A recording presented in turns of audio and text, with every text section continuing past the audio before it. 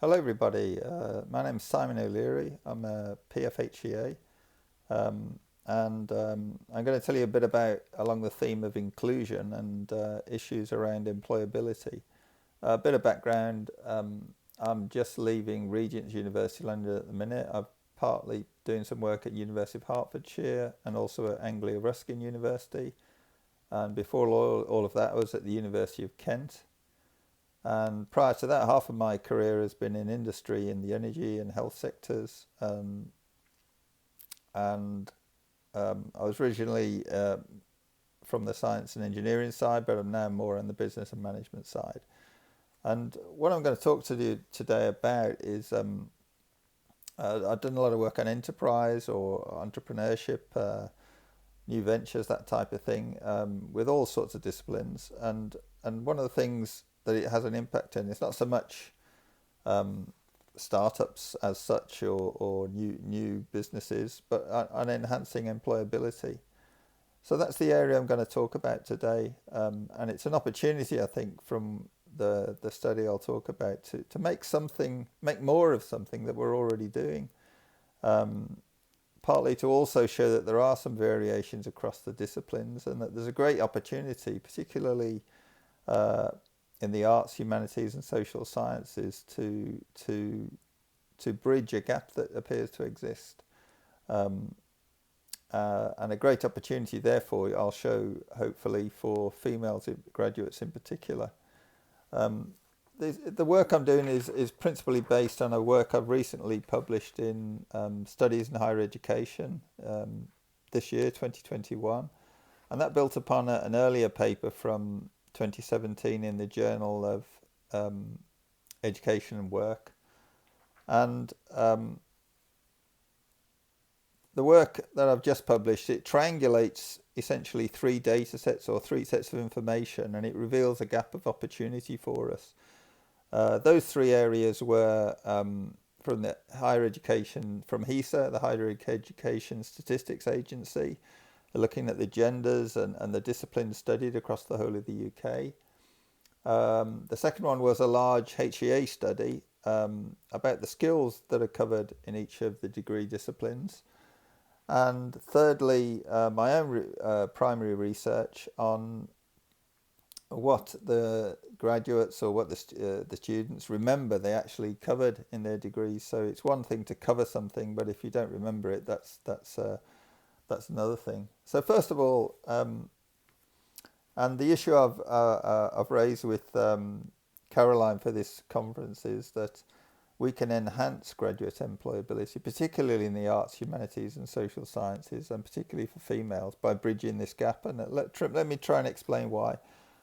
First of all, we all know it's changed over the years, but there's an interesting gender split by discipline across academia. You can see at one end here, computer sciences, engineering, mathematical sciences, all orientated towards males.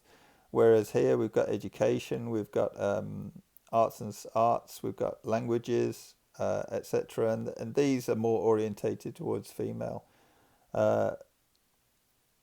Different splits, as you can see. It's quite a graduation from between one end and the other, and so this is, first of all, there are many reasons behind this, and many studies being done to try and explain it. Many efforts to balance them, but the pictures tends to stay fairly stable over the years. And if we group some of those subjects together, it becomes perhaps we find almost a mirror image. If we look at the STEM subjects, we can see here it's almost near enough 2/3 male orientated and 1/3 female. And yet if we look at the social sciences, arts and humanities, it's the opposite. It's 2/3 female and 1/3 male. And we'll come back to this in a while, because this was the sort of foundation for the work that I did. So first of all, if we start to think about, it's all very well studying your subject, but what actually sort of, and talking about employability, but are those skills built into your program? And this very large study by the HEA itself, if we look here at the bottom at STEM and also at social sciences, arts and humanities. We can see that the figures are around 60 to 70% of what could be delivered is delivered. Now, I've not taken that up to 100% because, of course, when we're supporting students, of course, they will start work in a few years' time. So, and the world will change, and it's changing particularly quick at the minute. So,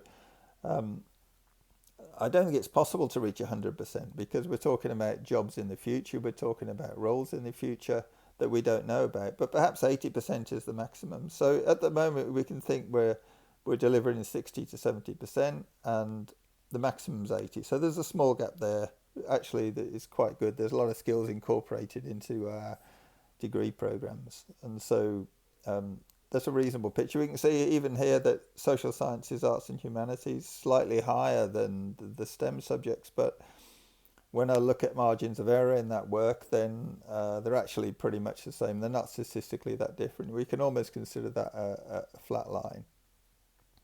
However, it's all very well delivering it if as long as people see it, and that's the other thing. My work looked at, well, what's actually visible, and the visibility you can see here.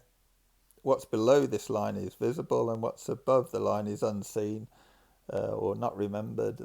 So on the STEM side, it's very high. It's pretty much all of it is seen, but on the social sciences, arts and humanities, there isn't that connection made. That it's either not remembered or the connection wasn't clear at the time, and so there's an opportunity in that sense for the social sciences, arts and humanities. And it becomes very clear when we pull together all three of those charts in this final chart, which again shows the differences male and female across STEM and female and male across social sciences, arts and humanities. We can see the e-support provided around that 60 to 70% side, but we can see here that there's this difference here. This is all visible on this side, but this portion here is invisible. It's just not remembered. We're not perhaps signposting it well enough. And that's really the issue here. There's an opportunity here for us to signpost what we're doing more clearly so that it's recognized when we're doing it. And that's something often you can have a think about your own topic area, or you can talk with colleagues or the program heads, or perhaps with leadership from PFHEAs or National Teaching Fellows. It could be recognised more clearly where it's been delivered. And also one area I would say is to work more with the careers people, because they know what employers are looking for, they know what businesses are looking for, they know what organisations are trending towards, and they can recognise within your degree curriculum an opportunity that could exist. And as you can see there, because the gap is larger on the social sciences, arts and humanities sides, that's where the opportunity is. And as that's more heavily populated by females, then the opportunity there is particularly orientated towards females. In fact, if you look at my paper, if we looked at a group of 5 students or graduates who don't recognise that some of this is there, then 2 of those will be male, but 3 of them will be female. So you can see a 50% more is female. I look forward to discussing this further, perhaps with you in one of the other sessions. Thanks very much.